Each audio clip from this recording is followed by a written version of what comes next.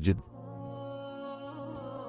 मुझे मेरे बाप उर्वा ने खबर दी कि आयशा रजी अल्लाह अन्हा अय्याम तशरीक के रोज़े रखती थीं और हशाम के बाप उर्वा भी इन दिनों में रोज़ा रखते थे।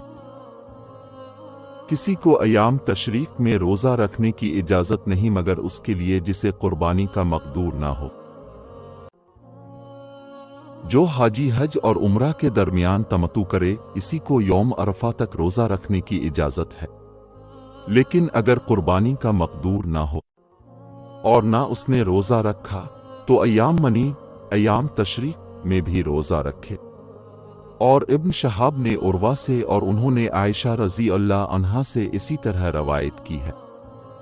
इमाम मालिक रहमतुल्लाह अलैहि के साथ इस हदीस को इब्राहिम बन साद ने भी इब्न शहाब से रवायत किया। नबी करीम ने फरमाया, आशूरा के दिन अगर कोई चाहे तो रोज़ा रख ले।